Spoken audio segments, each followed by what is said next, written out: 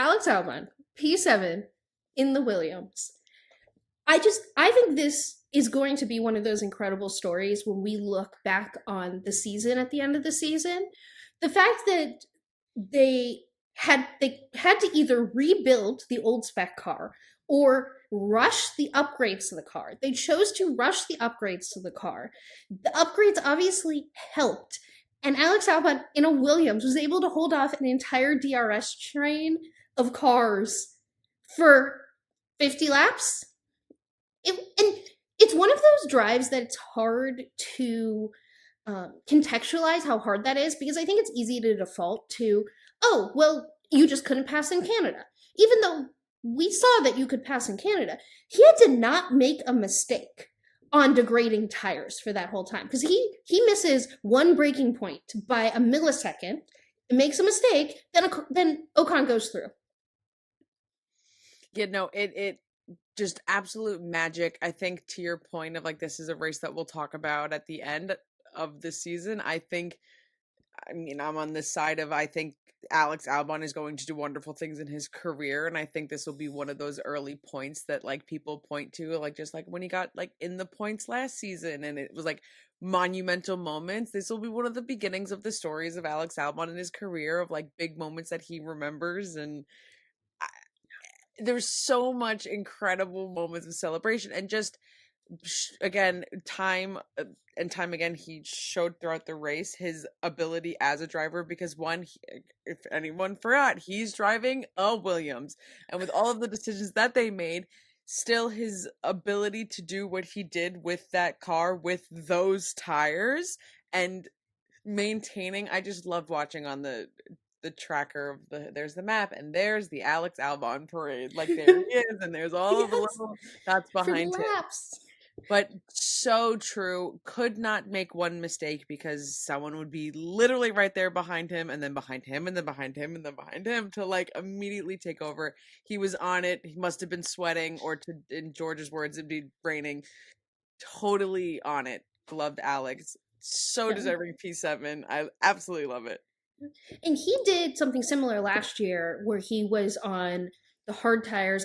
I'm blanking on what race, until the last lap.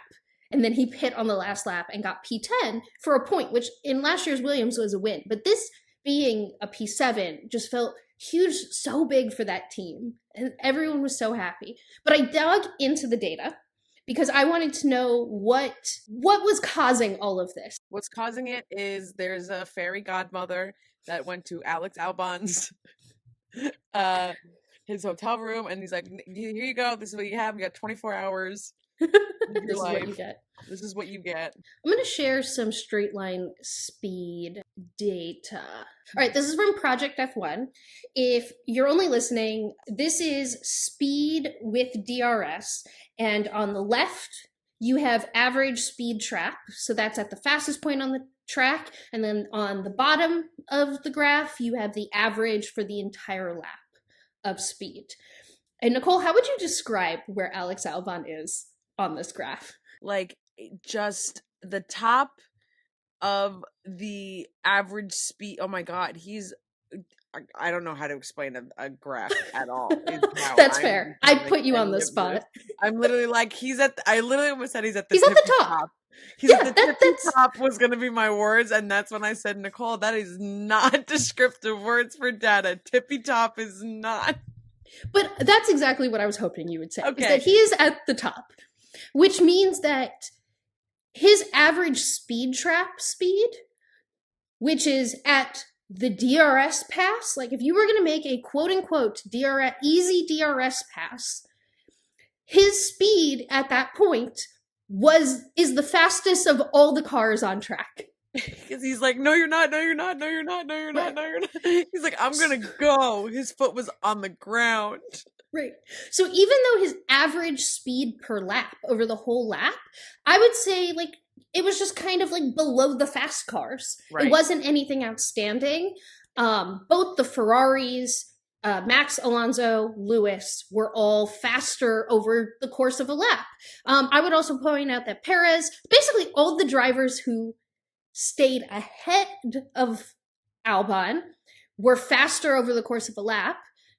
But all of the cars that got caught up behind him, you'll see where Esteban Ocon on this, he has the same average speed per lap as Albon, but he is more than 10 kilometers per hour slower through the speed trap than Alex Albon was. That's why he wasn't able to pass, because even with a DRS advantage, you're not making up the nearly 14 kilometers per hour that he is behind Alex Albon on the straight. This graph of just seeing the like cluster of drivers falling like right underneath Alex, it is just so incredible. What a Canada race. And the fun thing is that they're all in this straight line, the same as Alex Albon, because they spent the entire race behind Alex Albon, and Alex Albon was like a pace car. He was a safety car out there, but they weren't faster on the straight, so they couldn't get by. Which means that if you're like us and you're just constantly rooting for Alex Albon to like good things to happen to him, well, look for other tracks with this type of characteristics, and Williams should have a decent day if they can get their strategy right and track position, because that's the magic behind all of this, is that Alex was put in a position where he was able to have the track position to hold everyone back, and then their straight line speed was too high. So it would be very interesting to have another comparison with Logan and Williams here, but thank you for listening to this incredible highlight from episode 22 of Gridwalk. Don't forget to like and subscribe for more videos. And you made it this far in this video, so why don't you just go watch the full thing? You can click right here for the full thing. Right, it's so easy. Click, click, click, click, click, click, click, click, click, click right here.